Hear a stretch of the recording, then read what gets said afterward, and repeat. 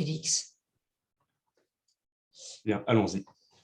Alors, donc, pour ceux qui viennent d'arriver, bonjour et bienvenue au webinaire de présentation du dispositif de promotion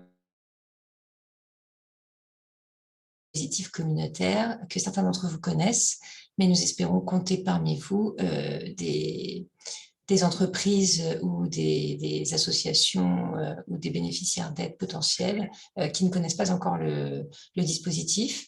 Donc, ceux qui le connaissent, excusez les longueurs, puisqu'on va présenter depuis le début.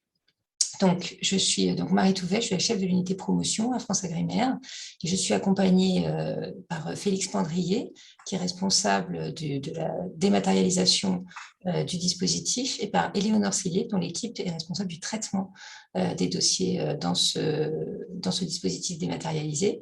Et donc, Félix va vous faire des démonstrations, répondre à vos questions techniques. Je vais m'efforcer de répondre à vos questions réglementaires et Éléonore va animer, puisqu'elle va se faire votre porte-parole, les questions-réponses que vous nous transmettrez par le chat, le canal de discussion. Donc, n'hésitez pas à répéter éventuellement vos questions parce que l'expérience nous a montré que le chat descend et donc on peut les perdre si vous avez l'impression qu'on vous oublie. Mais normalement, on s'efforcera de répondre à toutes vos questions au moins à la fin. Alors, la présentation elle va s'organiser en deux parties. Une partie contexte général pour que tout le monde parte avec les notions de base, et puis ensuite une démonstration puisque donc Félix va vous faire voir, le portail guide votre demande et que donc on comprend vraiment les conditions d'éligibilité des projets en fait en cours de saisie de la demande. Donc, un bref rappel sur les grands paramètres de ce dispositif. Donc, c'est une aide européenne qui est issue du Fonds européen de garantie. Donc, le contexte réglementaire vous est rappelé sur le site internet de France Agrimaire. Vous pouvez trouver toute la chaîne de textes réglementaires si vous êtes friand de textes juridiques. L'objectif général, c'est l'amélioration de la compétitivité des vins de l'Union européenne. De quels vins? Des vins sous signe de qualité, avec mention de cépage. L'objectif du dispositif, c'est de soutenir des programmes de communication, en gros, de marketing, de diffusion d'informations pour développer l'image de qualité et la notoriété des vins.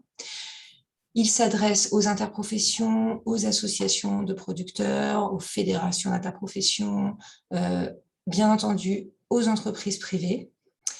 Il est réservé aux actions qui se déroulent dans les pays tiers et à destination des pays tiers. On verra par la suite que ça, c'est important de l'avoir en tête puisque ce dispositif ne peut pas financer des actions au bénéfice des consommateurs de l'Union européenne. Donc, il faudra s'attacher dans la constitution de vos programmes à bien pouvoir justifier la cible en fait, de vos programmes.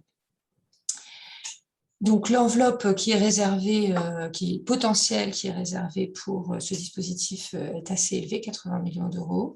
Le taux d'aide est de 50% de votre programme de promotion. Il est possible que cette aide vous soit versée sous la forme d'une avance, puis d'un solde, et l'avance s'élève à 60% du montant de l'aide.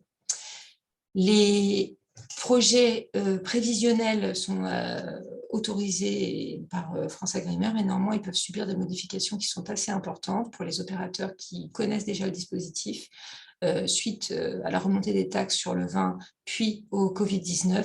Les possibilités de modifier un projet entre le moment où est signée la convention et le moment où l'aide est demandée in fine après réalisation du projet ont été assouplis, et donc il est possible de changer de pays, de changer d'action, de changer d'événement, si tant est bien sûr qu'on se cantonne à des actions qui sont éligibles, et vous allez voir qu'elles sont toutes définies et que la téléprocédure vous aidera à ne pas vous tromper. Donc, l'appel à projet ouvre la semaine prochaine et ferme le 3 novembre à midi. Donc, à midi, c'est ce qui permet que les serveurs ne sont pas en panne par saturation en plein milieu de la nuit. Mais pensez-y, c'est midi. Les actions de promotion, elles, doivent se dérouler entre le 1er janvier 2022 et le 31 décembre 2022. Les demandes de paiement seront déposées à l'issue de ces actions, soit au fur et à mesure qu'elles se déroulent, à partir du moment où votre dossier est conventionné. Vous verrez que l'outil vous permet de constituer votre dossier, comme c'est des dossiers assez lourds, vous pouvez les constituer au fil de l'eau, mais par contre, ils doivent être finalisés et déposés avant le 31 mai 2023, à midi également. On ne l'a pas mis sur la diapo, mais en fait, c'est midi.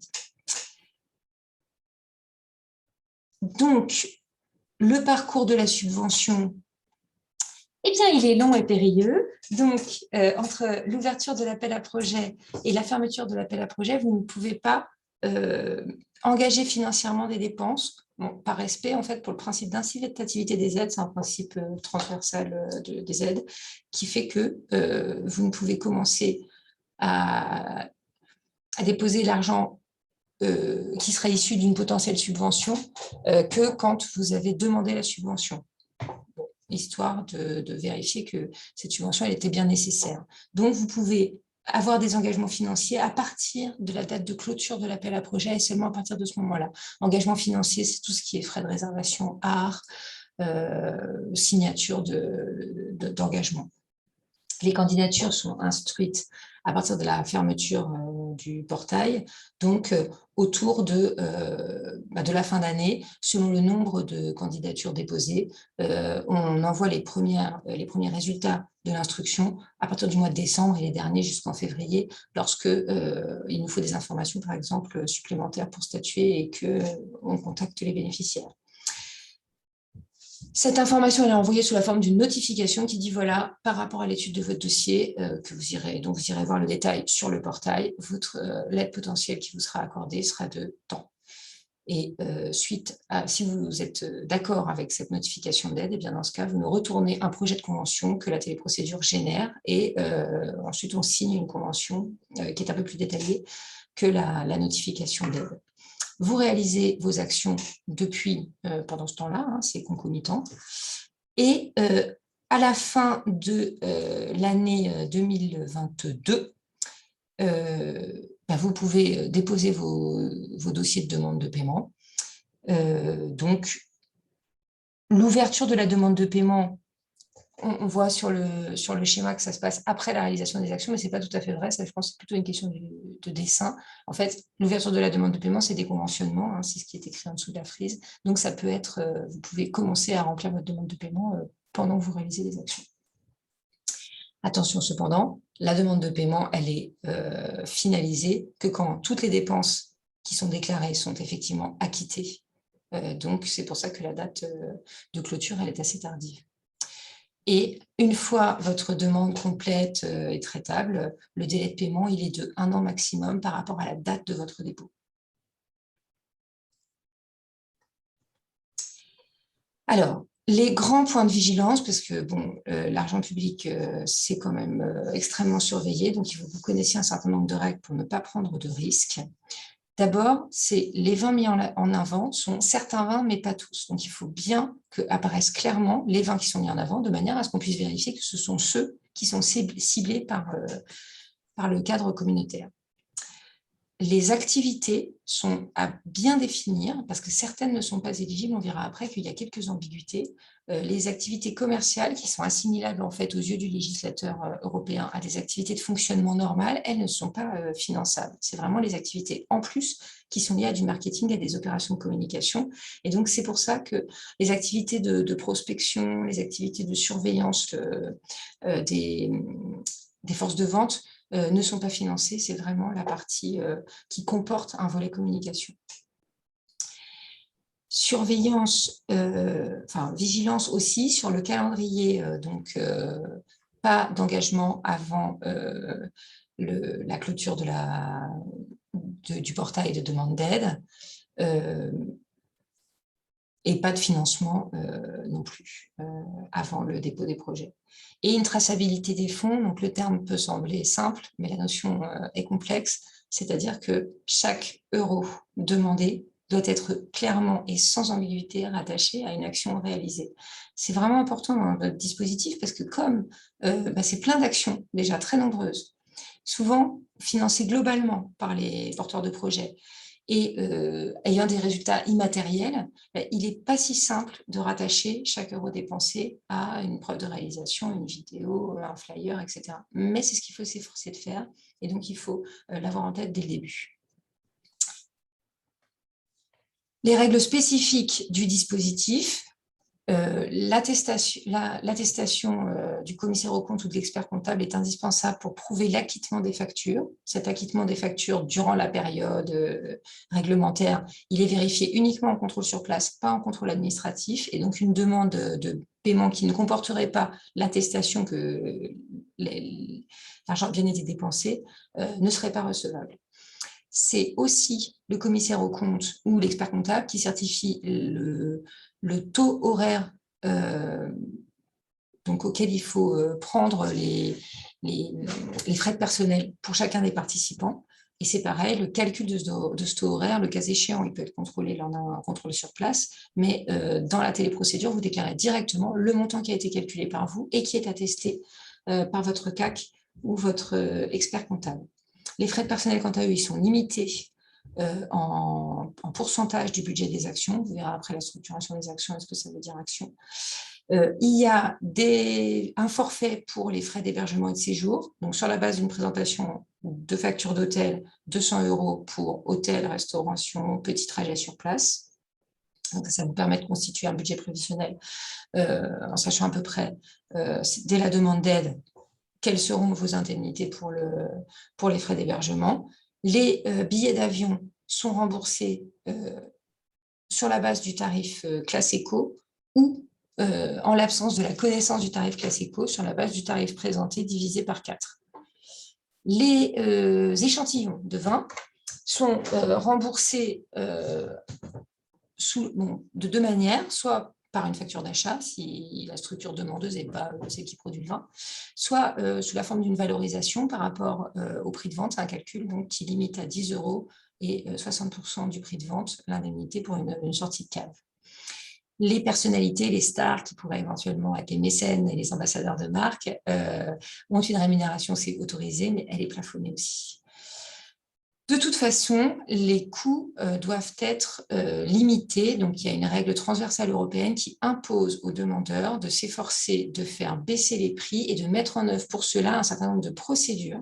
Alors, c'est extrêmement surveillé, donc je vous alerte vraiment là-dessus, des procédures qui sont à même de garantir que les coûts sont raisonnables. Alors, c'est des procédures, un appel d'offres, la comparaison de plusieurs devis qu'il faut fournir, des références de prix, et donc, dès que les prestations ou les achats ont un montant supérieur à 40 000 €. Donc, il y a un certain nombre d'exceptions, de cas particuliers que je vous invite à découvrir à la lecture de la décision créatrice d'aide, mais vraiment, soyez sensibles à cet aspect. Alors, toutes ces règles, certaines d'entre elles seront plus faciles à appliquer que d'autres parce que le portail va vous aider. Donc, qu'est-ce qu'il permet ce portail? Il permet déjà de ne pas se tromper dans ce qu'il est possible de faire, dans ce qui est finançable, puisque les événements de promotion sont tous définis, les types de dépenses qui vont avec et qui sont acceptables sont définis, les justificatifs attendus sont définis et ils sont demandés dans le portail au bon endroit pour être sûr d'être rattaché avec des menus déroulants. Quand on vous propose 3 natures de dépenses et que ça ne correspond pas à celle que vous vous apprêtez à déposer, c'est qu'elle n'est pas éligible. Donc, vous avez un guide quand même pour savoir ce que vous avez le droit de demander, ce pourquoi vous avez le droit de demander des financements. Le portail, il vous apporte aussi un historique, puisque à l'intérieur de votre compte sur le portail, vous avez tous les courriers qui vous ont été envoyés, les correspondances, les remarques sur le projet que vous aviez déposé, et tout ça reste consultable tout le temps. Vous avez, comme je vous le disais, accès au portail pour vous en servir comme zone de stockage, pour constituer progressivement votre demande de paiement. Vous avez la possibilité d'exporter à partir de ces zones de stockage des états récapitulatifs, des dépenses, des frais de personnel, qui seront en fait les documents que vous ferez attestés par le commissaire aux comptes et l'expert comptable. Donc, ça assure une correspondance entre l'attestation et votre dépôt. Et puis, il y a un certain nombre de fonctions d'autocontrôle, puisque quand on dépose un grand nombre de factures, on peut oublier d'en rattacher certaines ou on peut rattacher certaines fois, on peut dépasser le montant autorisé dans certains cas. Et donc ça, il y a des autocontrôles qui sont disponibles et qui vous font une grande partie quand même des autodiagnostics qui permettent de voir si votre dossier est cohérent, s'il est complet, si vous n'avez pas oublié quelque chose. Par exemple, pour les montants supérieurs à 40 000 €, il vous les détecte, donc vous ne pouvez pas oublier d'en justifier. Donc ça, on continue à perfectionner ce portail. Félix est à l'écoute aussi des suggestions, et donc on continue à apporter des fonctions supplémentaires de vérification, d'ergonomie, pour vraiment faciliter un dépôt d'un dossier qui est quand même assez complexe. Alors, je vous ai parlé d'actions. Les actions, c'est la réglementation communautaire qui les a définies. Donc, il y a un premier type d'action qui comporte quasiment tout ce que vous faites. À peu près 90% de ce que font les opérateurs, c'est des actions de relations publiques, donc de la publicité, des voyages sur le lieu de production d'invités, des dégustations, des événements presse, web. Mais il y a aussi l'action salons internationaux. Donc, les salons qui ne sont pas internationaux sont dans l'action de relations publiques. Donc, on peut toujours financer tous les salons. L'essentiel, c'est de savoir les classer. Et la téléprocédure vous dit où le faire. L'action campagne d'information. Donc là, vraiment purement informatif. Les études de marché, les études d'évaluation. Les études d'évaluation, c'est l'étude de l'impact de votre propre programme de promotion.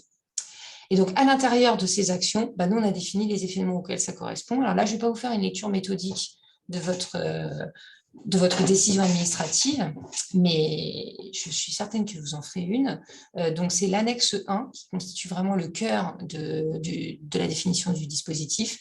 L'annexe 1 de cette décision, elle définit pour chaque événement ce qu'il faut apporter comme justificatif. Donc, c'est une démarche qu'on a enclenchée depuis 2019 en relation avec des bénéficiaires d'aide pour statuer ensemble sur les justificatifs nécessaires et suffisants qui sont disponibles pour les opérateurs. Donc, on continue à améliorer la définition, la clarté de cette annexe, mais c'est vraiment là-dessus.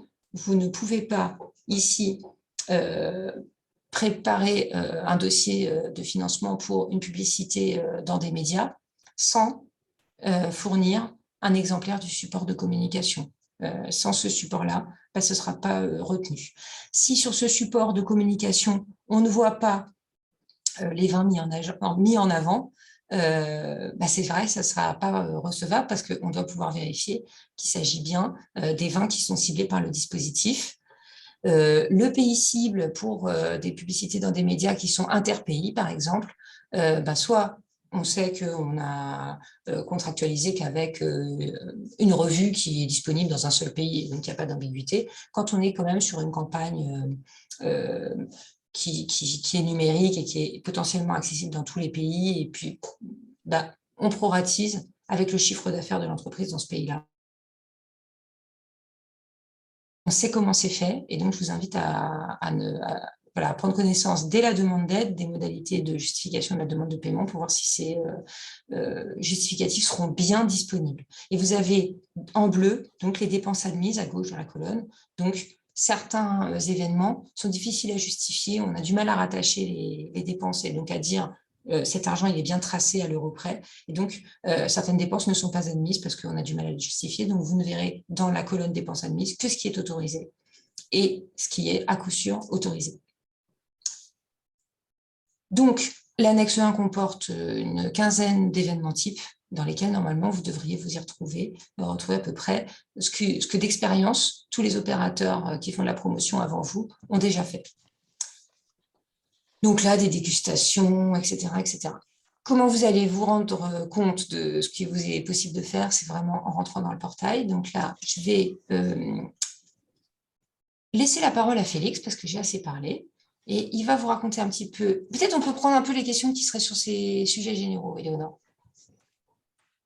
Oui, tout à fait, j'allais y venir. Première question, on nous demande si du coup, ils pourront avoir accès au support du webinaire. Donc effectivement, on pourra leur adresser à la fin du webinaire tant le PowerPoint que l'enregistrement, je suppose, Félix. On peut leur adresser l'enregistrement audio aussi. Okay.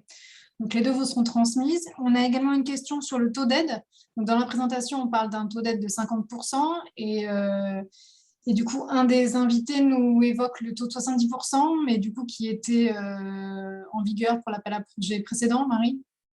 C'est vrai, mais en fait, on ne sait pas s'il sera reconduit. C'était un taux exceptionnel qui était lié à des mesures qui étaient prises par rapport au Covid par la Commission européenne.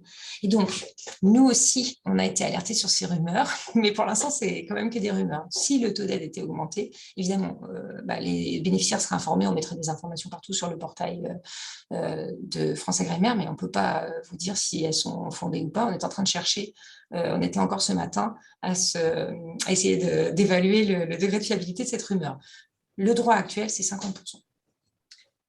Et la dernière question, on nous interroge sur est-ce que la mention de cépage est obligatoire sur tous les vins, donc sur les vins qui sont éligibles. La mention de cépage, on la précise dans la décision sur les vins qui sont sans indication géographique, exclusivement. Donc voilà pour les 3 questions pour le moment. Attends, parce qu'il y en a d'autres des questions du coup, pendant ce temps-là. Alors, il y en a une, oh là là, elles arrivent vite, j'ai pas le temps de les lire. Ça attends. Alors, comment faire si nous devons nous engager pour des salons avant la date possible? Eh bien, vous ne pouvez pas le faire. Vous ne pouvez pas... ces salons-là, il ne faut pas les demander à l'aide. Malheureusement, il n'y a pas de solution pour ce problème-là. C'est pour ça que l'appel à projet est quand même relativement précoce, de manière à ce qu'il y ait un délai le plus long possible entre la clôture de l'appel à projet et le début des actions, pour que vous ayez cette plage-là entre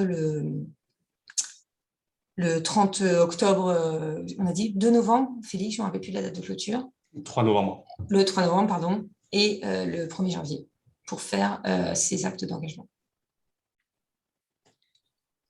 Et ensuite, donc, on parle sur une question un peu plus d'éligibilité sur les forfaits. On parle des frais d'hébergement sur les 200 € pour les frais d'hébergement et de bouche. On nous dit, par un exemple, on arrive le lundi matin et on part le mardi soir. Est-ce qu'on a droit qu'à une seule nuit?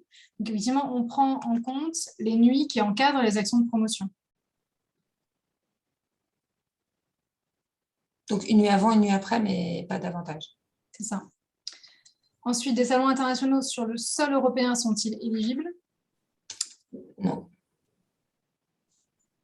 Non, à l'heure actuelle, non. Les salons internationaux à l'étranger sont indéniablement destinés aux pays tiers et pour le moment, il n'est pas possible de déterminer dans quelle mesure les salons qui se passeraient sur le sol européen sont pour partie destinés aux pays tiers et donc ces actions ne sont pas finançables. Et du coup, on a la même question. On parle de salons internationaux sur le sol européen et de salons européens sur le sol européen du Mali. Du coup, effectivement, la réponse est la même. Il y avait une autre question un peu plus haut sur l'envoi d'un VIE dans un pays pour des actions de promotion. Peut-il être éligible? Oui, de mémoire, en fait, on prend en charge les frais de déplacement d'un VIE, mais pas les frais de personnel, puisque sur les VIE, vous avez déjà des financements publics dessus. Donc, il n'y a pas de double financement public sur les frais, en gros, de salaire, enfin, sur le salaire ou qu'on appelle ça, les émoluments que vous pouvez verser à un VIE, mais on prend en charge les frais de transport.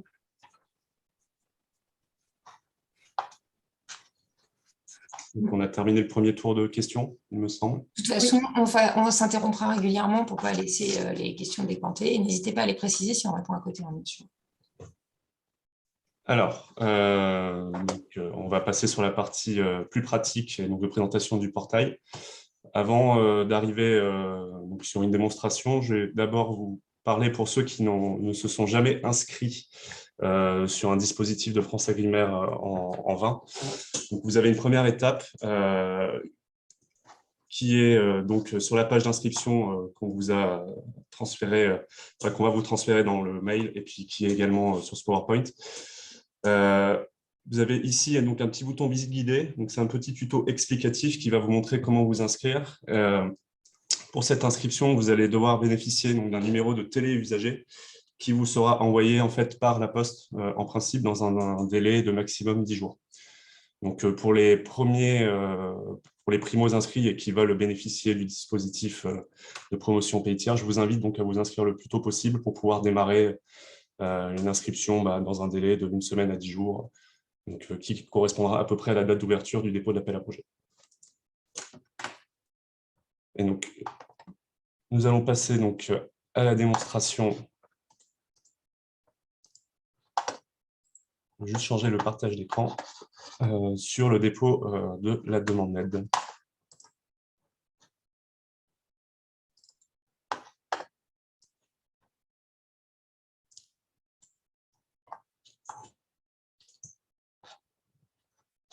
Alors, petit problème technique, mais qui va se régler tout de suite. Donc, une fois que vous êtes inscrit et que vous arrivez sur la téléprocédure, vous arrivez donc sur cette page d'accueil où des informations vous sont délivrées. Donc, vous avez un encart en haut qui vous précise les dernières informations actuelles. Donc là, c'est un espace de test, hein, ce n'est pas forcément mis à jour, mais dans l'espace qui vous est dédié, c'est bien mis à jour. Et donc là, c'est vrai que ça annonce 70% du budget. Donc c'est parce que c'est un espace de test qui est issu de l'année dernière. C'est ça. Vous avez un encart en dessous qui est assez important, qui se dénomine formulaire à télécharger. Et ici, vous allez pouvoir trouver différents formulaires, des modèles de formulaires qu'on va vous demander soit au dépôt de la demande d'aide, soit au dépôt de la demande de paiement. Donc, vous allez pouvoir les chercher ici. Et donc, quand vous allez constituer votre dossier, vous verrez qu'il y a un onglet dédié et vous pourrez aller les chercher dans cet encart. Donc, vous devez cliquer sur « Mes dossiers ». Donc, si vous avez déjà constitué des dépôts les années d'avant, vous allez avoir en fait une ligne par appel à projet. Donc, moi, j'ai constitué pour cet appel à projet de septembre 2021 un dossier. Un petit radio-bouton qui va vous donner plusieurs fonctions. Soit vous pouvez consulter votre demande d'aide, soit vous pouvez modifier. Donc, si c'est la première fois, vous aurez le bouton « Je crée ma demande d'aide ». Et vous pouvez également abandonner ce dossier si jamais, en cours de route, des raisons diverses et variées fait que vous ne pouvez pas continuer. Donc, sur l'architecture du portail, il est fait en fait en chemin de fer. C'est-à-dire que vous avez différents onglets qui vont se suivre les uns après les autres et vous ne pouvez pas passer à l'onglet suivant si vous n'avez pas en fait validé toutes les données de l'onglet sur lequel vous êtes. Donc, le premier onglet, très simple, c'est un onglet qui demande de vous présenter. Donc, vous avez différents types de structures que vous devez choisir, votre dénomination commerciale. Vous devez répondre à des questions. Est-ce que vous êtes, par exemple, adhérent à une interprofession, un syndicat, structure collective? Et en fonction de votre réponse, on va soit vous indiquer de fournir un document, soit d'aller renseigner des informations complémentaires. Vous pouvez également ici, vous devez également ici renseigner toutes les mentions relatives à votre adresse personnelle, donc mail et également adresse postale. Donc, une fois que vous avez renseigné toutes ces informations, vous arrivez à un onglet Activités qui là a pour objectif que l'administration en sache plus sur justement quelles sont les activités de votre structure. Et donc, vous allez devoir remplir dans différents soufflets des informations à la fois quantitatives et qualitatives sur votre structure. Donc, le premier soufflet de production qui, lui, ne s'affiche que pour les demandeurs qui ont indiqué qu'ils étaient des vignerons indépendants et également d'autres types de structures. Et donc, vous allez devoir renseigner des données quantitatives sur des années donc 2018, 2019, 2020, les années antérieures, qui vont permettre à l'administration d'apprécier votre situation. En fait, apprécier votre situation, c'est vite dit, mais on a l'obligation de certifier par rapport à la sécurité du fonds communautaire qu'on mobilise, qu'on s'est assuré que votre situation technique, pratique et financière était suffisamment solide et dédiée à ce que vous fassiez une campagne. Donc évidemment, ce n'est pas une étude extrêmement poussée de vos finances, c'est juste le minimum requis pour sécuriser le denier public. Donc, il s'agit quand même de vérifier que les candidats sont sérieux avant notamment de mobiliser des avances, etc. Il ne s'agit pas de données confidentielles. De toute façon, elles sont, les agents de France Agricoles sont tenus au secret professionnel, mais il ne s'agit pas d'une analyse financière ni d'un contrôle fiscal. Et donc, je vois les déclarations de récolte. Non, moi, je n'ai pas les déclarations de récolte. Et en plus, donc, là, nous, c'est vraiment les ventes qui nous intéressent. Donc, il y a beaucoup de négociants, il y a des structures commerciales qui ne produisent pas. Donc, en fait, il ne faut pas pénaliser les structures qui ne produisent rien, mais qui font qu'acheter. Donc, voilà aussi pourquoi on demande des informations assez globales. Oui. De toute façon, la téléprocédure a prévu cette situation. Si vous vous déclarez comme un négociant, ce soufflet production n'apparaîtra pas. Parce que par définition, vous ne produisez normalement pas, donc vous ne devrez pas remplir ces informations. Mais en revanche, je serais quand même curieuse, je vais me renseigner quand même auprès de mes collègues qui utilisent les déclarations de récolte pour connaître les volumes produits. Si c'est trié par AOP, IGP, vin sans IG avec mention de cépage, alors on peut prévoir une modernisation un jour du dispositif pour ne pas vous obliger à ressaisir, bien entendu.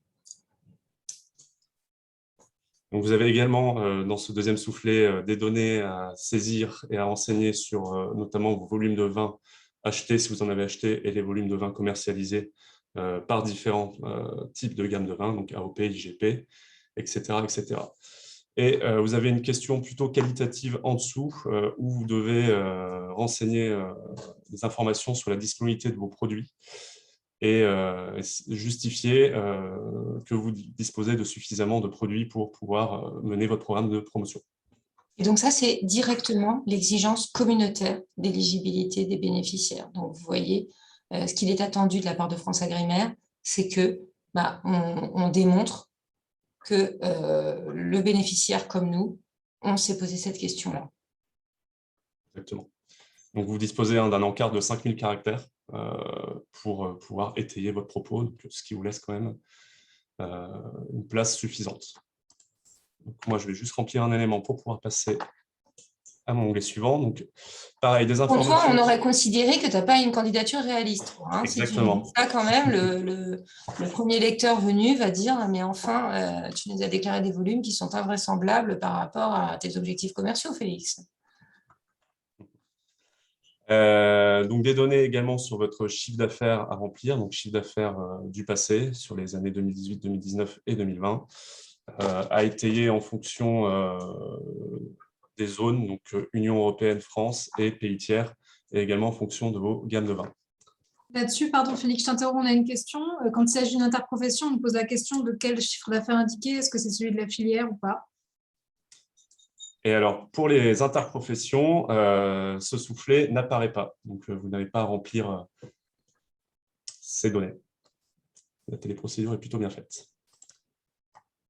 Et donc, pour cet onglet activité, dernier type d'information que nous vous demandons, donc, sur des éléments financiers un peu plus précis. Donc, vous avez une ligne sur vos excédents bruts d'exploitation, capitaux propres, dettes à moyen et long terme, dépenses prévisionnelles du projet. Et vous deviez également nous justifier via des éléments qualitatifs vos ressources financières. Donc, commenter de fait les éléments qui sont ici, puis nous apporter tout élément qui nous permettront toujours d'apprécier vis-à-vis de la réglementation européenne le bien fondé de votre projet. Donc là, c'est typiquement le cas des structures qui se montent pour réaliser des projets qui n'ont pas de précédent, par exemple, qui ne peuvent pas déclarer des capitaux propres, des dettes, etc., des excédents bruts sur les années précédant le projet, parce que c'est des structures nouvelles. Donc, c'est là qu'il faut l'expliquer. Parce qu'avec un F, comme Félix, ça ne suffit pas à justifier qu'avec tes 50 000 € de BE, tu vas pouvoir soutenir ton projet qui, je n'ai aucun doute, est très ambitieux. Oui, tout à fait. Alors, il y a un monsieur qui voudrait vraiment éviter la ressaisie, alors je vous comprends, hein. Mais je ne sais pas où est-ce que vous déposez des bilans. Et donc, et de surcroît, il ne s'agit vraiment pas d'une analyse financière sur laquelle nous, en fait, on serait amené à porter un diagnostic sur les éléments que vous nous demandez. Là, il faudrait demander vraiment beaucoup d'éléments financiers.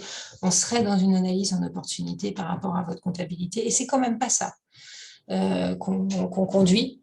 Hein. C'est vraiment une analyse de cohérence et surtout, c'est construit de manière à écarter les candidatures incohérentes, les créations de faux comptes. C'est plutôt un système qui sert à écarter les fraudeurs ou les gens qui n'ont vraiment rien à faire là. Et donc, on vous demande à vous de proposer une analyse de votre propre sécurité financière par rapport aux chiffres que vous mettez. C'est vraiment ça qui est important, c'est que votre justification permette de comprendre la cohérence de votre projet par rapport à votre entreprise. Donc, c'est pas nous qui nous faisons une idée. En fait, on vérifie que vous avez vraiment construit votre truc en connaissance de cause. Marie, ils font le lien avec les informations qu'ils peuvent fournir dans la procédure, mais pour l'autre dispositif. Du coup, on parle de l'aide aux investissements. Effectivement, on ne fait pas le lien. Alors, pour l'aide aux investissements, là, il y a une vraie analyse financière déjà. C'est pas le cas chez nous. Mais effectivement, on ne la récupère pas. Ça fait partie des évolutions aussi sur lesquelles je note au fur et à mesure. On peut se pencher parce que c'est vrai que ça ne sert à rien de vous demander de raconter en moins détaillé quelque chose qui a fait l'objet en plus d'une validation et d'une étude. Maintenant, vous savez, je ne me fais pas trop d'illusions. Je suis sûre que les calendriers sont à peine compatibles. Néanmoins, il faut qu'on creuse aussi ça.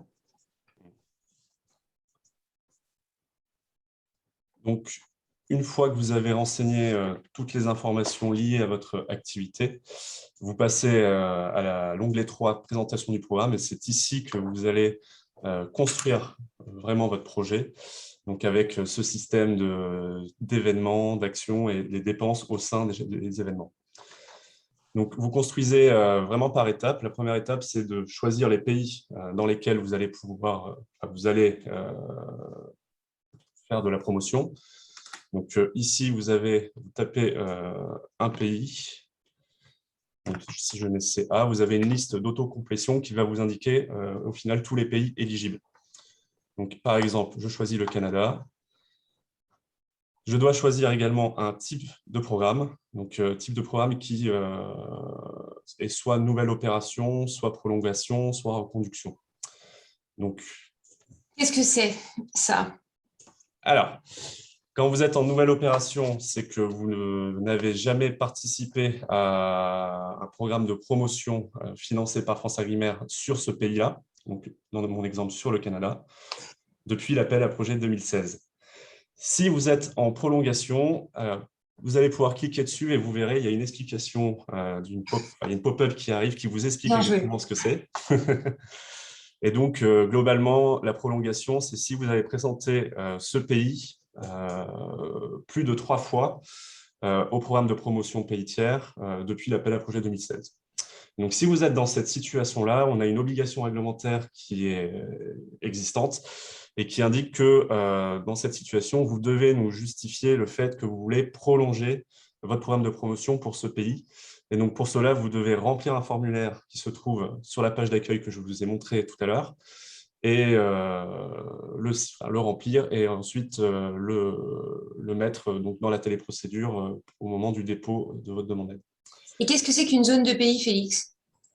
Alors, la zone de pays, elle est là pour certains endroits. Donc, par exemple, il y a une zone de pays qui est Amérique du Sud, il y a une zone de pays qui est Afrique, il y a une zone de pays qui est Asie du Sud-Est. C'est si jamais vous décidez de ne pas présenter un programme que sur un pays, mais sur un ensemble de pays, et que ça vous paraît plus cohérent, on vous permet de faire ça. Ça peut vous simplifier en fait la constitution de votre dossier. Donc moi, le Canada, je vais considérer que je n'ai jamais fait de programme de promotion sur ce pays. Donc je vais choisir, je réponds oui. J'ai une petite question qui me demande si j'ai une assurance de prospection COFAS qui est détenue ou envisagée pour ce pays. Donc ça, c'est une question qu'on vous pose parce que dans la situation où vous répondez oui, il y aura une analyse qui sera faite par l'administration.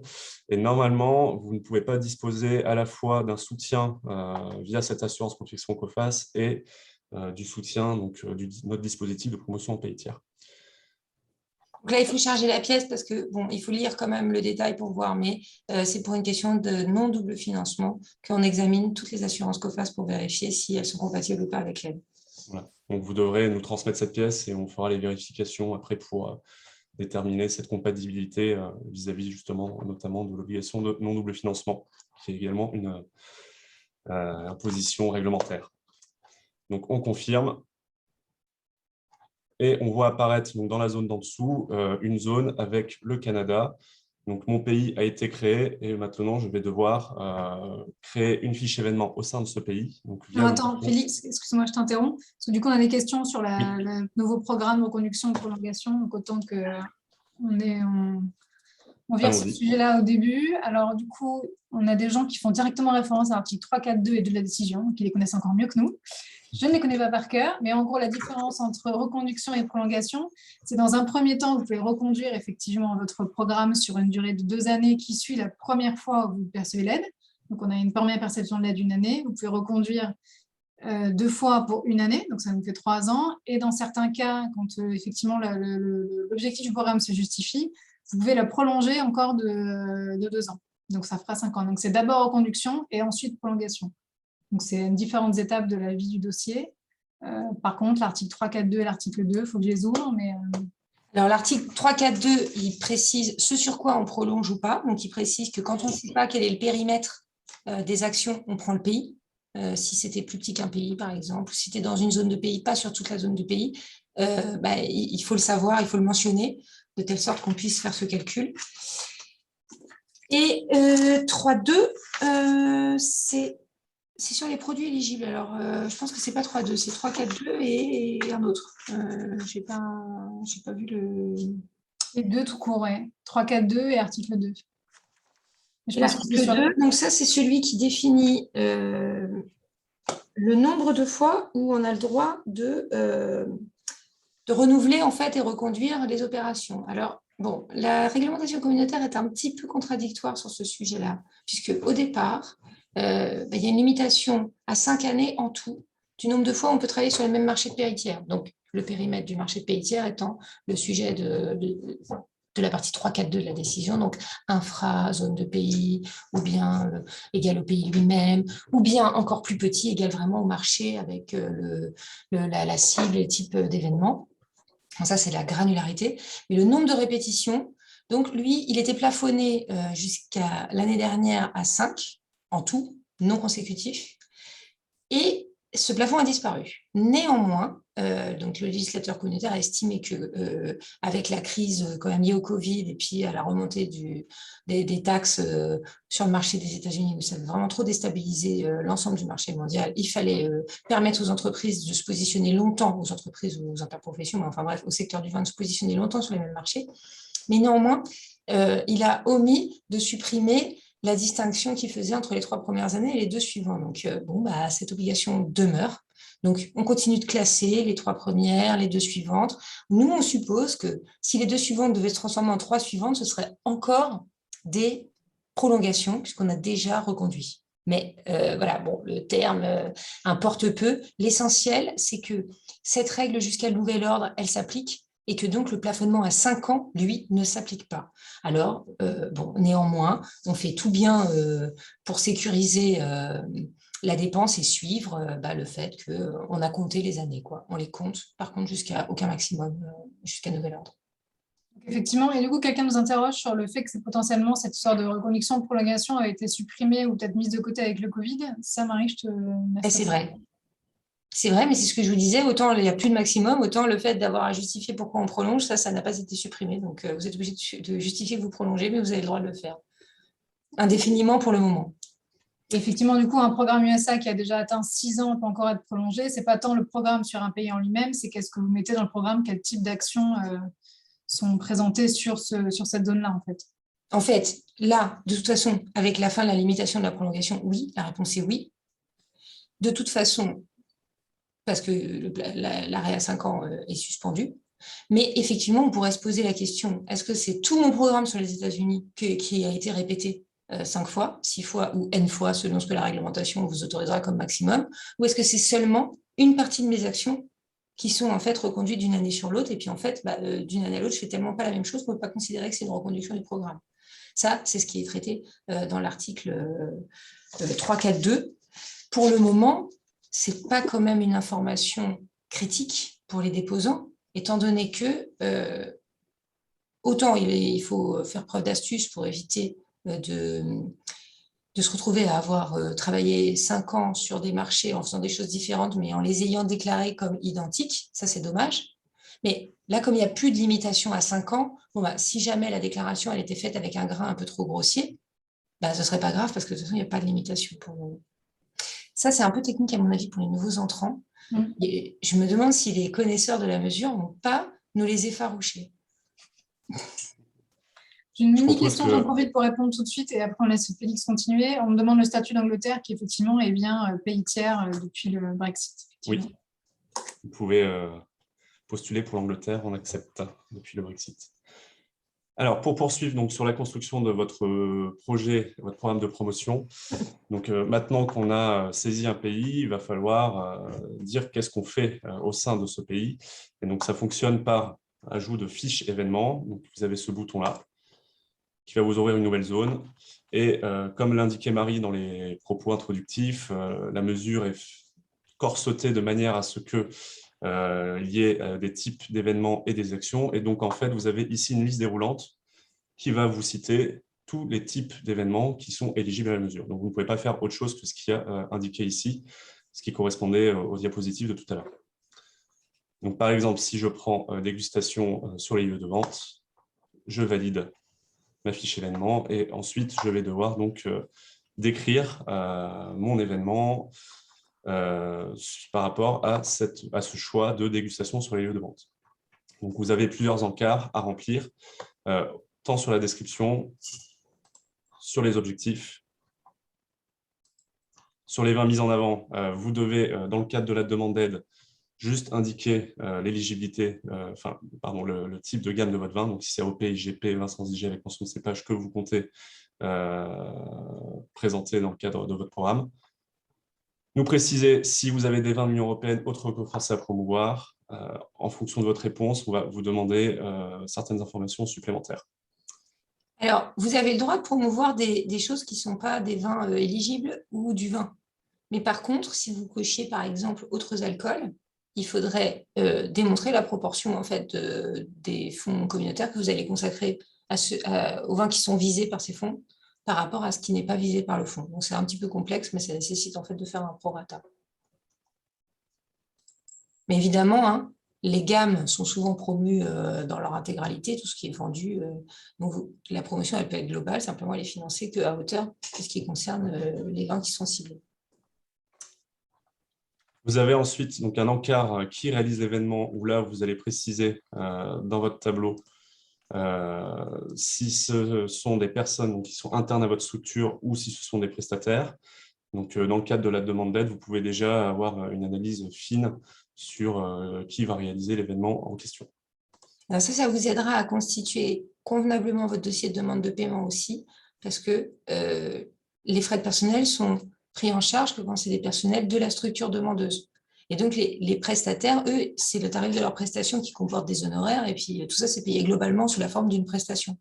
Donc, il faut que vous puissiez déjà être alerté dès la demande d'aide sur la manière dont c'est construit, et que vous puissiez savoir que pour le calculer le budget, on ne prendra pas en charge les frais des prestataires par le biais de frais de personnel.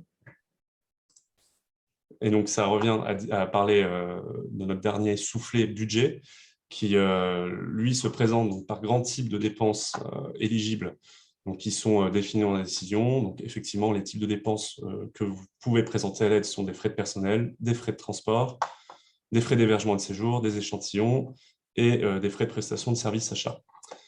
Vous avez même, donc pour prestation de services achats, une liste déroulante qui va vous indiquer ce qui est prévu dans l'annexe 1, c'est-à-dire que par type d'événement, vous avez des types de dépenses qui sont forcément éligibles. Donc, pour mon événement dégustation sur les lieux de vente, je vais pouvoir rentrer ce type de dépenses en prestation de services achats.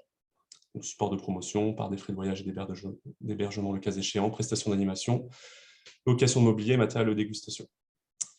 Donc, ce fonctionnement de la téléprocédure vous permet de bien cadrer justement votre budget prévisionnel et il y aura le même fonctionnement pour quand vous devrez déposer le dépôt de la demande de paiement. Alors, vous risquez de nous dire c'est très détaillé alors qu'on a le droit de tout changer, c'est vrai. C'est parce que la règle qui permet de tout changer, elle est postérieure à la structure du dispositif qui ne prévoyait pas qu'on avait le droit de tout changer. Donc, effectivement, vous faites une déclaration très précise dont on est obligé de valider encore une fois la cohérence, la crédibilité, de manière à ne pas éparpiller les fonds communautaires pour des demandes qui seraient des fausses demandes. Donc, on a quand même, on se dit que la structure qui est capable de remplir quand même tout ça avec un certain détail, c'est que c'est pas forcément, ça préjuge quand même qu'il ne part pas de rien et que c'est un projet sérieux et qu'il sait de quoi il parle, il a préparé son truc. Mais effectivement, vous avez la possibilité de changer. Vous n'êtes pas engagé au type de frais prêts, ni même au pays prêt. Alors, jusqu'à ce que peut-être un jour la réglementation revienne à son régime normal, où vous ne serez pas engagé au type de frais prêts non plus, mais néanmoins quand même un peu plus par le grand type de programme, le grand type d'action par pays. Mais néanmoins, il faut quand même tout bien présenter de manière à ce que, pareil, l'établissement certifie que votre demande elle est cohérente, elle est censée, elle est crédible. Donc, du coup, ça répond à la dernière question. Au stade de la demande, est-ce qu'on peut indiquer des montants globaux? Donc, effectivement, on peut avoir une idée d'un budget global prévisionnel sans forcément aller dans le détail. Oui, tout à fait. Après, il y a des questions sur le fonds d'éligibilité, mais je pense que je les repasserai à la fin pour ne pas retarder ta... Effectivement, oui, au niveau de la demande d'aide, vous pouvez présenter des budgets globaux et pas forcément détaillés. Et puis, si vous avez des doutes sur qu'est-ce que vous devez remplir au niveau de quelle cellule, vous voyez que vous avez des infobulles un peu partout qui vont vous expliquer en fait le fonctionnement de chaque type, ici, de frais personnels, comment ça fonctionne. Et donc, ça vous donnera une information assez détaillée sur la manière de faire. Donc, je vais fermer cette fiche. Donc, une fois que vous avez constitué vos différentes fiches événements dans votre pays, vous voyez que vous avez ici un tableau récapitulatif qui va noter le budget que vous avez saisi. Et donc, ça va s'incrémenter fiche événement par fiche événement que vous allez remplir par pays jusqu'à ce que vous ayez terminé de construire votre programme. Alors, vous avez également une question au niveau de la demande d'aide. C'est pas une précision sur le caractère raisonnable des coûts à 40 000 € auquel vous devez cocher pour constater que vous avez bien lu cette petite phrase, donc qui nous indique que quand vous présenterez des dépenses supérieures à 40 000 € pour un même prestataire pour un même pays, vous devrez justifier ce coût élevé, donc selon les modalités prévues dans la réglementation et qui sont également au niveau du dépôt de la demande de paiement. Vous avez un onglet qui est très bien fait, qui vous permettra de pouvoir justifier ou non ces coûts si vous êtes dans cette situation. Donc, une fois que vous avez constitué votre budget, votre projet, il vous reste encore 2 soufflets à remplir. Donc, un sur les objectifs commerciaux. Donc là, c'est un soufflet plutôt prospectif sur vos ventes donc en volume et en chiffre d'affaires pour les années qui vont suivre, donc 2021-2022. Vous avez également 2019-2020. Vous pouvez reprendre les données. Donc ça, c'est à remplir par pays que vous présentez au programme. Et vous avez un soufflet plus qualitatif, donc là où il faut répondre à des questions et sur la stratégie globale de votre projet. Donc, tout pays avec différents items que vous pouvez voir ici. Et vous disposez à chaque fois de 5000 caractères pour répondre à ces questions.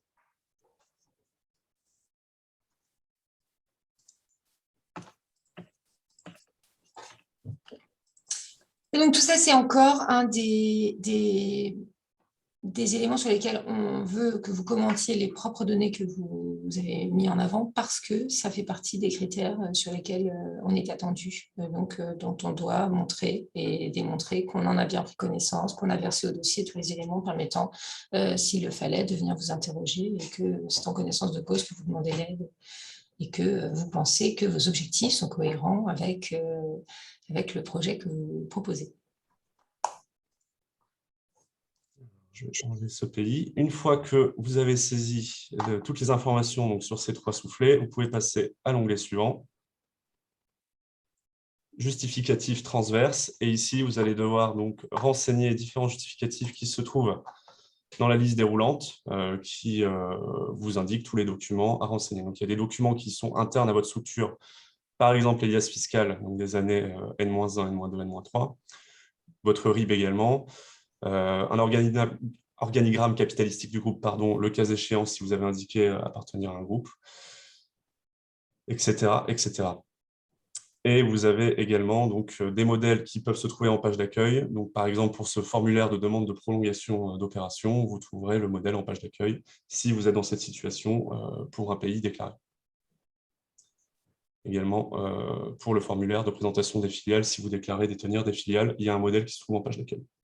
Donc, ce sera toujours indiqué dans la liste déroulante si un modèle se trouve en page d'accueil. Alors, pour les filiales, ça c'est intéressant de l'aborder, donc pour les nouveaux entrants éventuels. Donc, le bénéficiaire est le seul qui peut présenter des dépenses. C'est lui qui doit les avoir supportées et c'est lui qui est financé. C'est avec lui qu'on a passé la convention. Mais dans certains cas, et uniquement des filiales à 100% ou des bureaux de représentation à l'étranger qui sont en fait des émanations qui peuvent avoir des noms qui sont différents, mais c'est bien parce qu'en fait, c'est le même bénéficiaire. Donc, ces filiales à 100%, ces bureaux de représentation peuvent être facturés et les factures être directement déposées par le bénéficiaire comme si c'était en son nom propre. Quand le bénéficiaire il a des filiales qui ne sont pas à 100%, ça veut dire qu'elles ne sont pas exactement le bénéficiaire, aux yeux de l'administration, c'est un autre tiers. Et pour répercuter les dépenses qui sont opérées par les filiales vers le bénéficiaire, il faut qu'entre les deux se passe une facturation ou une compensation intragroupe, mais qu'on ait bien une trace de la transaction qui permet de tracer les fonds. Donc, pour autoriser une filiale à déposer des dépenses en lieu et place du bénéficiaire qui est vraiment celui qui est mentionné dans la convention, il faut que cette filiale-là, elle soit déclarée, ou le bureau de représentation, c'est pareil, soit déclarée dans l'annexe de la décision. Il y a un cas très particulier que je vais aborder parce que je n'ai pas peur. Le cas des membres des associations. Donc, ils ne peuvent pas supporter des dépenses en lieu et place de l'association, mais néanmoins, l'association, elle peut supporter des dépenses à la place de ses membres avec des factures qui seraient adressées aux membres. Donc, c'est pareil, ces membres-là qui sont susceptibles d'avoir des factures qui leur sont adressées mais qui sont payées par la structure demandeuse qui est l'association, ils doivent être déclarés dans ce fameux formulaire que vient d'évoquer Félix. Bon, ce n'est pas non plus une fin en soi que de pouvoir déposer directement des factures. Hein. De toute façon, un système de refacturation, ça trace tout aussi bien l'argent. Une fois que vous avez renseigné tous les justificatifs, vous pouvez cliquer sur « Suivant ». Vous allez voir apparaître un écran récapitulatif donc, qui va vous résumer quel est le budget que vous avez renseigné par pays. Donc là, moi, je n'ai qu'un seul pays, États-Unis, pour un budget de 20 000 €. Par contre, je constate que ça fait quand même très bizarre, Félix, puisque c'est que pour l'année 2022 et qu'il y a marqué 2021. Ça, c'est une petite correction à apporter dans notre espace de test. Ouais. Donc, alors normalement, si vous n'avez pas rempli de saisie des données sur les écrans précédents, vous avez des contrôles bloquants qui vous indiquent que vous devez remplir à chaque fois une donnée. Donc, si vous êtes arrivé là, ça veut dire que toutes les zones ont été saisies. Votre dossier est terminé. Vous pouvez donc le finaliser en cliquant sur le bouton « Finaliser ». Et donc là, le dossier a été transmis à l'administration. Et donc, l'instruction va pouvoir démarrer à l'issue de la clôture de l'appel à projet. Et vous avez donc un dernier onglet, ce que vous disiez également en propos introductif qui se nomme « Publication ». Donc, ce sera dans cet onglet-là que vous verrez apparaître toutes les grandes étapes de vie de votre dossier, et notamment, par exemple, votre notification à l'issue de l'instruction de votre dossier de demande d'aide sera transmise dans cet onglet. Donc, vous recevrez de toute manière un mail pour les étapes importantes qui vous indiqueront d'aller voir la téléprocédure par rapport, par exemple, à la notification. Ça pourrait être également la convention, car nous la générons et nous vous l'envoyons dans la téléprocédure sur votre espace. Donc, ce sera toujours dans cet onglet « Publication ».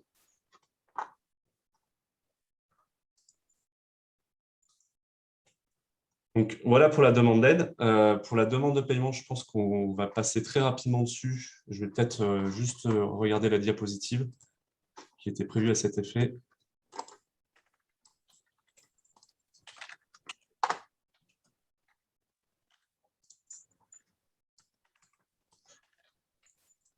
Hop, donc, je pense que tout le monde la voit. Donc, la demande de paiement, donc, à laquelle vous avez accès une fois que vous avez conventionné avec France Agrimaire. Donc, ce sera souvent au cours de l'année de réalisation de vos actions de promotion. Donc, dans le cadre de l'appel à projet 2021, ce sera au cours de l'année 2022. Donc, vous pourrez accéder à votre dossier de demande de paiement à ce moment-là. Quand vous cliquerez dessus, vous aurez différents onglets qui ont une structuration légèrement différente de ceux de la demande d'aide, mais les informations qu'on va vous demander, vous allez quand même reconnaître des choses. Donc, en ajout principal par rapport à la demande d'aide, vous avez un onglet « Gérer mes factures ». Ce sera dans cet onglet-là où vous allez pouvoir déposer toutes vos factures au cours de la réalisation de vos actions de promotion, les trier, les chercher. Et une fois que vous aurez déposé l'ensemble de vos factures, de vos actions de promotion, vous pourrez également télécharger une liste qui va résumer toutes ces factures. Et ce sera cette liste qu'il faudra faire attester par votre commissaire aux comptes ou votre expert comptable pour ensuite la retransmettre dans la téléprocédure à l'onglet « Gérer mes justificatifs » qui est celui ici. Donc, on attire vraiment votre attention là-dessus. Hein. Il faut absolument demander à l'expert comptable, pas la certification globale de vos comptes, hein, mais bien un type de prestation spéciale qui est la certification d'une liste, qu'il n'a pas générée lui-même, etc. Donc, il faut le prévenir quand même, parce que c'est un exercice particulier. Voilà. Vous aurez également donc, un onglet « Gérer mes participants » dans lequel vous allez pouvoir indiquer tous les membres de votre structure qui ont participer donc à vos opérations, vos programmes de promotion et pour lesquels vous souhaitez présenter des frais de personnel. Et donc ici, plusieurs informations vous seront demandées, notamment de prouver leur appartenance via tout document qui permet de le faire. Donc ce sera notamment via des contrats de travail. Si vous n'en avez pas des fiches de paye, si vous n'en avez pas des PV de conseil d'administration ou encore un autre document extrait cabis pour certains personnels.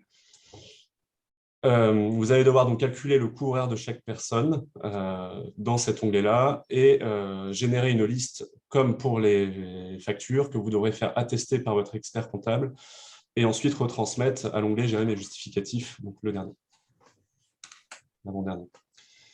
L'onglet « Gérer mes événements », lui, ressemble fortement donc, à l'onglet que j'ai pu vous montrer sur le dépôt de la demande d'aide, où vous allez devoir donc constituer vos différentes fiches événements par pays sur ce qui a été réalisé. Et dans chacune des fiches événements, vous allez devoir transmettre donc, vos justificatifs et toutes les dépenses par grand type de dépenses. Donc, on a pu vous énumérer frais de personnel, prestations de services, échantillons, frais d'hébergement et de séjour et frais de transport. Un onglet, donc gérer mes coûts raisonnables. Si jamais la téléprocédure détecte que pour un même prestataire sur un même pays, les dépenses présentées dépassent le seuil de 40 000 €. Donc là, vous devrez apparaîtra une ligne qui dira pour ce prestataire, ce pays, les dépenses dépassent 40 000 €. Vous devez justifier ce coût, s'il vous plaît. Une pop-up sera mise en place devant vous qui vous indiquera toutes les manières de justifier ou de ne pas, d'indiquer que vous n'êtes pas concerné par la justification de ce coût raisonnable. L'avant-dernier onglet, gérer les justificatifs, donc, où il faudra transmettre tous les justificatifs transverses demandés avec le même système de liste déroulante. Comme j'ai pu vous l'indiquer, il faudra bien transmettre la liste des factures attestées par votre commissaire aux comptes, ainsi que la liste des participants, si vous en présentez, attestée par votre commissaire aux comptes, plus l'attestation de votre expert comptable ou votre commissaire aux comptes sur la liste des factures, et d'autres justificatifs donc, qui sont sur une liste déroulante obligatoire. Il y aura également des modèles, notamment pour le rapport d'activité, qui se trouveront en page d'accueil. Donc, ce sera indiqué le cas échéant dans la liste déroulante. Un dernier onglet de récapitulatif et de validation où vous vérifiez, cet onglet va vous permettre de vérifier tous les montants qui ont été saisis, de valider vos modifications de projet par rapport justement à ce qui a été conventionné et donc ce qui a été accepté après instruction de votre demande d'aide. Et une fois que vous avez validé et vérifié l'ensemble des informations, vous validez votre dossier, il est déposé définitivement dans la téléprocédure et il sera prêt pour l'instruction de l'administration courant de l'année suivante. Donc, voilà pour la description assez brève du dépôt de la demande de paiement. Vous avez de toute manière des guides utilisateurs à la fois pour le dépôt de la demande d'aide et pour le dépôt de la demande de paiement qui sont sur le site internet et sur la téléprocédure.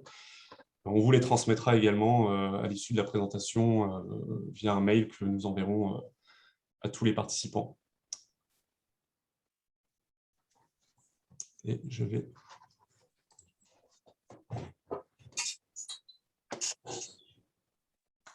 Donc, n'oubliez pas, ouverture du dépôt à partir du 15 septembre, fermeture le 3 novembre. Pour toutes les questions liées à la téléprocédure, donc aux fonctionnalités, vous avez cette adresse mail institutionnelle. Et je pense que c'est bon. On peut rendre la parole à Éléonore. Alors, on a plusieurs questions.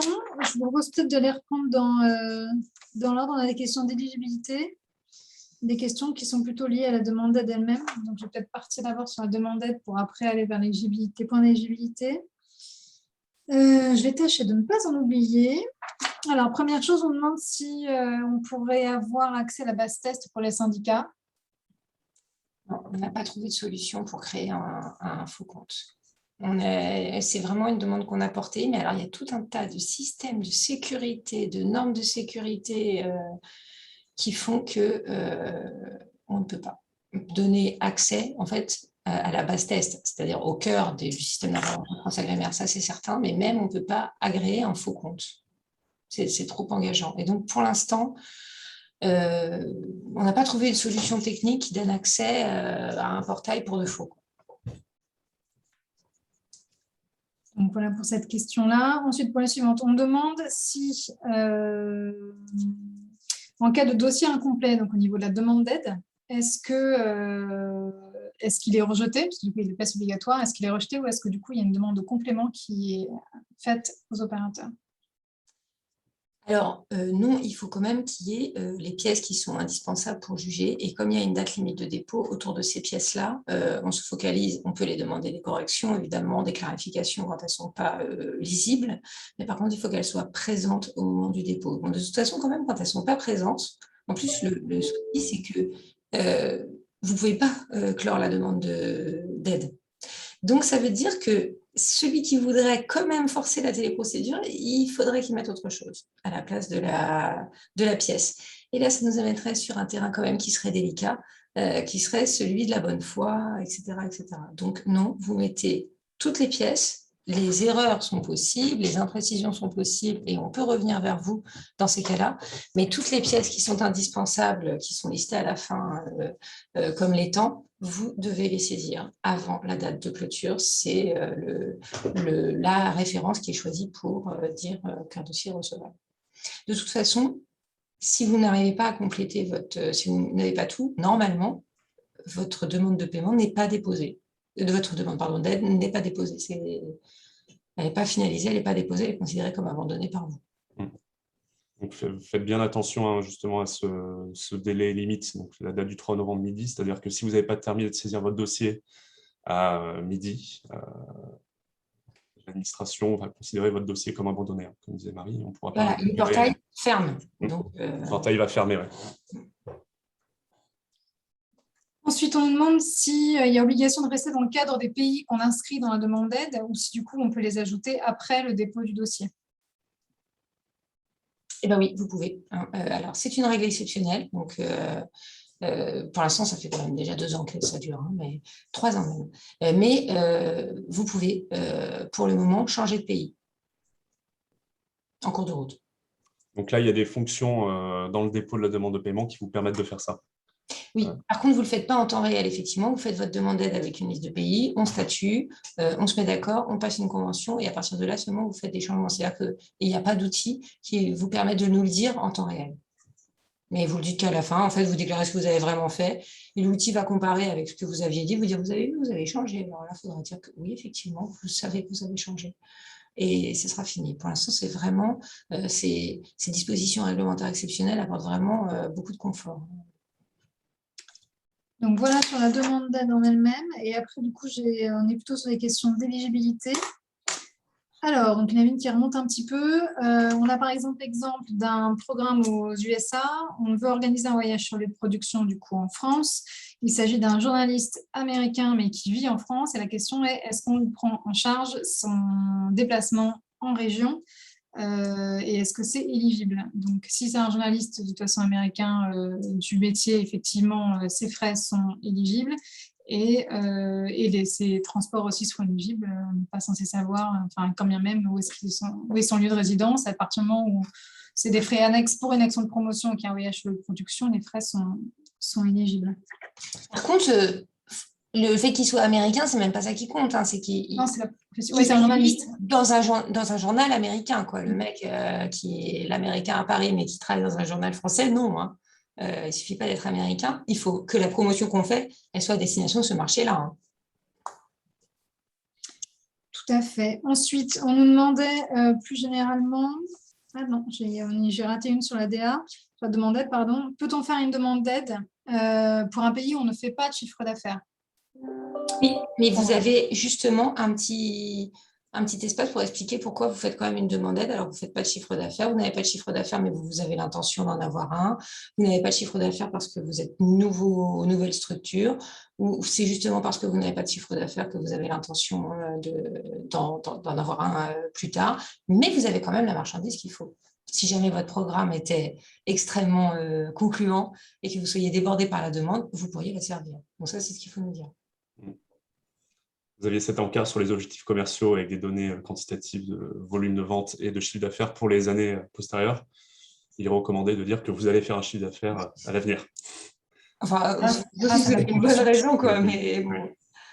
Vous mettriez quand même les agents de France Agrimaire chargés de valider votre demande dans l'embarras quand même, hein, dans le cas contraire. Ensuite, on nous demande effectivement de comment est-ce que, dans quelle catégorie on met les interprofessions? Est-ce qu'on les considère comme une collectivité locale ou comme une entreprise privée au moment de la DA? Alors, il y a dans la liste déroulante un choix interprofession. Donc, vous catégorifiez en interprofession. Voilà pour ce point-là. Et ensuite, sur les questions d'éligibilité pure, on nous demande si un salon organisé par un importateur peut être pris en charge, tous les frais annexes, donc déplacement, échantillon, tout ça. Donc, la réponse est oui. On nous demande si, excusez-moi, si un sous-traitant étranger organise un événement avec une facture globale, est-ce qu'on doit lui demander de détailler cette facture-là?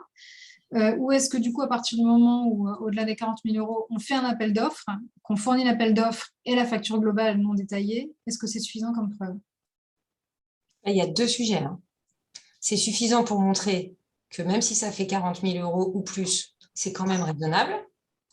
Mais par contre, c'est pas la concurrence via un appel d'offres voilà. Du sous-traitant étranger. Et par contre, si la lecture de la facture ne renseigne pas du tout sur ce que vous avez acheté, il faut quand même bien qu'on sache ce que c'est comme type de prestation. Donc, soit la facture fait référence à un contrat qui lui est détaillé, ou à un devis qui lui est détaillé. Et là, vous pouvez dire le détail de la prestation est accessible dans un petit champ commentaire hein, quand vous remplissez une facture, mais si elle porte un numéro, c'est sûr que on a du mal à savoir si vous avez acheté des frites ou si vous avez fait de la promotion. Quoi. Mais si le détail est visible dans un autre document, vous y renvoyez, et sinon vous donnez des détails et vous expliquez. Après, on peut faire des recoupements quand même. Dans la même zone de déclaration, vous mettez aussi les preuves de réalisation, c'est-à-dire que normalement, on verra ce qu'il a fait parce que vous allez apporter des éléments qui démontrent que ça s'est bien réalisé. Souvent, ça renseigne un petit peu sur la nature, mais néanmoins, mettez toujours plus de détails dans vos déclarations en cas de doute.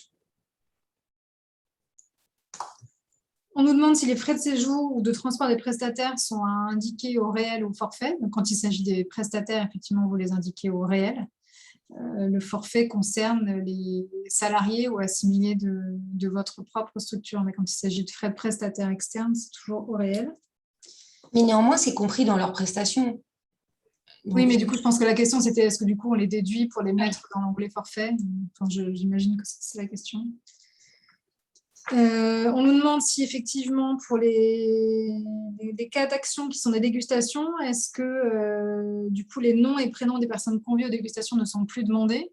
Donc effectivement l'annexe ne va pas jusque là, on veut savoir quel type de public est à la dégustation, on veut des preuves de la réalisation de la dégustation, on veut le type de public, le lieu, la date, mais pas les noms forcément et prénoms de chaque participant. Ouais, ça dépend un peu des dégustations. Celles qui sont dans le cadre de repas avec accord mets et vin, oui, là, oui. Hein. Mais bon, de grand public dans un salon, non. Par contre, c'est demandé au moment de la demande de paiement, hein, pas de la demande d'aide. Donc, de toute façon, voilà, mais il faut bien lire l'annexe 1 pour voir quel type de dégustation, quand le public est ciblé, vous renseignez de façon plus ciblée. Ah, j'ai une question de double financement qu'on verra tout à l'heure. On me demande si le montant minimum de 10 000 € par action est toujours mis en place. Alors, ce n'est pas un montant minimum par action, mais bien par opération, et qui existe toujours. Mais du coup, non, qui n'existe plus. Alors, qui existe à moitié. Non, mais c'est une bonne question. Qui existe toujours pour la demande d'aide. Donc, vous ne pouvez pas quand même solliciter des fonds pour un trop petit montant. Mais par contre, si vous avez un accident de parcours et que vous ne réalisez pas à hauteur de 10 000 €, il n'y a plus de plancher au niveau de la réalisation. Donc, vous pouvez présenter en demande de paiement un pays avec un budget inférieur à 10 000 €. Mais par contre, effectivement, il ne faut pas demander moins de 10 000 € déjà au départ. Ensuite, est-ce que la facture du CAC en lui-même, du commissaire aux comptes, donc du fait que le CAC facture à l'opérateur le fait d'attester ses comptes, est-ce que c'est une facture qu'on peut présenter au titre de l'aide? Eh bien non, parce que ce n'est pas une facture de promotion. Donc, c'est inclus au sens large dans les frais inéligibles qui sont les frais de constitution et de traitement du dossier lui-même. Ensuite, on nous demande si un salon commercial, donc au sens de vente de vin aux particuliers dans un pays tiers, est éligible ou non. Éléonore, Non, mais on fait quelque chose de vivant, tu réponds, je réponds, j'ai la réponse. Et Félix, évidemment. Donc, oui, c'est donc soit un salon international, il est dans la rubrique salon international, il y a une liste fermée, s'il n'est pas international, vous ne trouverez pas là-dedans, c'est-à-dire que vous allez dans foire et salon, mini-salon, dégustation grand public, et là vous avez la possibilité de décrire tout type de foires et salons qui ne sont pas toujours, un peu tout type d'organisation de cet acabit. Je vois que pendant qu'on parle, il y a d'autres questions qui arrivent, donc on les fera à la fin. Il n'y en a plus que 2 sur celles que j'avais notées, sur lesquelles on est en retard. Une question sur les coûts raisonnables. Alors, le seuil de 40 000 € est-il fixé par pays et par année ou par événement dans un pays? Du coup, ni l'un ni l'autre. C'est un ensemble de coûts présentés, un ensemble de coûts cohérents présentés par un même prestataire pour une opération. Donc, dans un même pays, par un même prestataire. Et effectivement, on le détecte par année aussi. Oui, mais c'est au sein de la demande de paiement. Le montant minimum, c'est 10 000 € par pays. C'est par pays, oui, c'est ça, c'est par opération, parce qu'on disait oui par pays, tout à fait. Et donc, dernière question que j'avais notée avant de balayer les dernières. On me pose la question sur un double financement. Où est-ce que c'est? Est-ce que du coup l'aide sur l'aide France Agrimaire est-elle compatible avec une aide régionale? Exemple, un salon pris en charge 50% par une subvention régionale peut-il aussi en complément bénéficier de l'aide de France Agrimaire? Alors, ce n'est pas incompatible, mais par contre les taux qui sont proposés dans l'exemple, eux, ne sont pas possibles parce qu'en France, les financements publics, ça s'arrête à 80% tout le temps sur des aides qui sont économiques. Et donc, en fait, que ce soit France Agrimaire ou la structure régionale, en fait, le dernier à payer, ils s'arrêteront à hauteur de 80%. Donc 50 plus 30 et pas 50 plus 50. Voilà, donc on a fait le tour de ce qui a été posé depuis qu'on a fait la partie questionnement. Donc je reprends la fin des questions. Y a-t-il j'ai oublié. Alors, y a-t-il des pénalités en cas de sous-réalisation? Non, du coup, il n'y en a plus, comme m'expliquait Marie. Vous pouvez modifier vos projets un peu dans tous les sens, ajouter des pays, en enlever.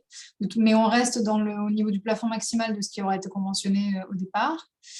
Y a-t-il toujours un courrier en accusé de réception à faire en cas de changement de pays cible, type modification majeure à signaler? Merci. Donc, du coup, on ne fait plus de courrier AR, mais par contre, vous faites ça. Votre déclaration, votre notification passe par la... C'est la téléprocédure qui va détecter en fait les modifications, les variations de montant et qui va vous indiquer ce fait. Vous allez juste devoir cliquer sur un bouton qui dit « J'ai bien pris en compte les modifications » et ça avertira l'administration de cette manière-là. Donc, vous n'avez plus besoin d'envoyer de courrier. Donc, plus de courrier, c'est au moment où vous déposez vos dépenses, au moment de la demande de paiement, pas la demande d'aide, mais la demande de paiement. Effectivement, ça se fera automatiquement sur la téléprocédure. Pourrons-nous joindre des tableaux et graphiques dans les onglets de stratégie des pays? Le formulaire de stratégie du programme n'est plus à joindre, si j'ai bien compris. Merci. Effectivement, on a dématérialisé le formulaire donc, via différents encarts que vous avez pu voir donc, sur des descriptifs qualitatifs à mener.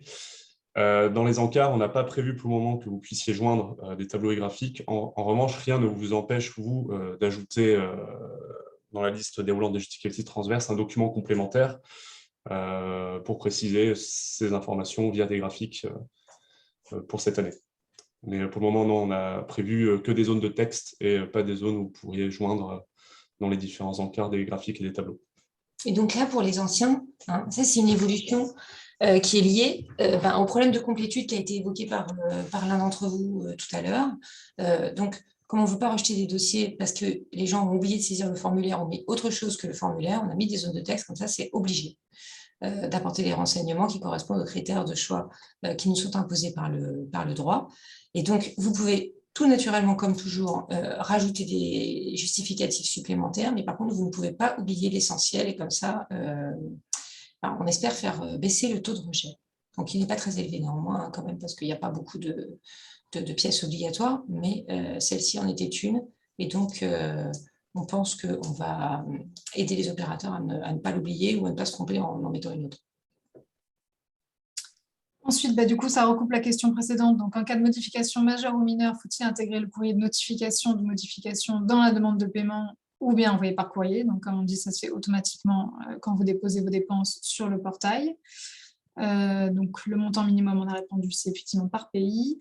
Dois-je forcément prendre, donc là on parle de coût raisonnable, dois-je forcément prendre le prestataire le moins cher pour une opération supérieure à 40 000 € ou bien puis-je prendre le plus pertinent, mais s'il n'est pas le moins cher, mais en le justifiant? C'est tout à fait le but de cette disposition réglementaire, c'est d'apporter les preuves que vous avez mis, tout ce qui est en œuvre pour démontrer, justifier que le coût est raisonnable. Donc, c'est la méthode de justification qui est importante.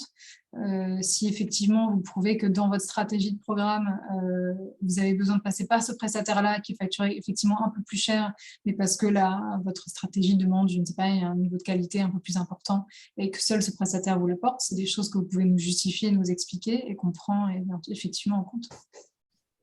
De toute manière, dans la téléprocédure, donc au dépôt de la demande de paiement, comme je vous le disais, il y a un onglet qui est dédié et qui vous indiquera toutes les manières de justifier un coût qui est élevé pour justifier son caractère raisonnable. Mais vraiment, vraiment, ça ne marche pas de dire « je n'ai demandé à personne d'autre parce que celui-là est le meilleur ». C'est « j'ai demandé et même s'il n'était pas le moins cher, je l'ai retenu ». Vraiment, ça c'est une cause de rejet de dépenses qu'on peut éliminer si vous avez bien conscience dès le début que la démarche, elle est obligatoire. Quel que soit le résultat, quel que soit le choix que vous faites, il faut justifier non pas que vous n'avez pas procédé à la démarche, mais à l'issue de cette démarche, pourquoi vous avez choisi ce prestataire plutôt qu'un autre. Mais là, vraiment, soyez vigilants. Ça fait partie des obligations qui sont généralisées dans tous les dispositifs de financement communautaire et donc qui sont extrêmement contrôlés. Je n'ai plus de questions ni d'un côté ni de l'autre. S'il y en a une nouvelle. Un contrat d'exclusivité est-il toujours accepté pour pallier la justification du caractère raisonnable? Pour y pallier, non, pour justifier la dérogation, en fait. C'est toujours dérogatoire, bien sûr, mais effectivement, en fait, le contrat d'exclusivité, de toute façon, s'il est en cours, il n'y a pas le choix, quoi. Mais par contre, vous pourriez mettre en concurrence avant de le passer, quand même, votre contrat. Le sujet, c'est quand même que vous êtes déjà engagé, et c'est exclusif. Bon, très bien. Mais ça ne veut pas dire que vous n'avez rien à dire. Il faut le dire, il faut le justifier, il faut présenter ce contrat, etc. Même à la date de fin du contrat, avant une prolongation, tacite. Ça peut aussi être un anniversaire pour permettre une remise en concurrence de ce choix-là. Quid de la Chine, où un bureau de représentation doit être maintenant passé par n'importe quel prestataire? Alors, la Chine, donc, nous, on ne se prononce pas sur la loi chinoise. Hein. De notre lecture et de celle des opérateurs qui sont confrontés à la loi chinoise, elle impose bien ce type de bureau de représentation. Pour nous, de toute façon, c'était déjà prévu, les bureaux de représentation. Donc, dans la mesure où ils sont mentionnés à l'annexe de la Convention comme des bureaux de représentation, c'est-à-dire des émanations de la même structure, nous, on les prend. Vous pourriez avoir aussi une filiale à 100%, peu importe. Si même vous aviez un bureau de représentation qui n'était pas une émanation de votre propre structure, mais une filiale à moins de 100%, ce ne serait pas grave, il faudrait simplement un système de refacturation. Donc, c'est un cas, en fait, qui est surtout compliqué pour vous à gérer sur place, mais qui administrativement, en fait, n'est pas très différent des cas qui sont habituellement déjà les cas des structures satellites des associations. Par contre, effectivement, sur place, c'est bien les modalités de travail sur lesquelles nous, on n'a pas d'informations, hein, les modalités de travail de ces structures-là. On ne sait pas dans quelle mesure.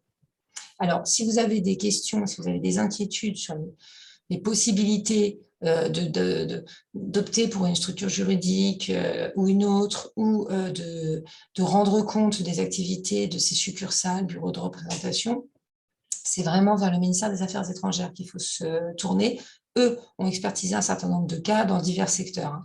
Hein. C'est votre interlocuteur, le ministère des Affaires étrangères, sur ce sujet-là.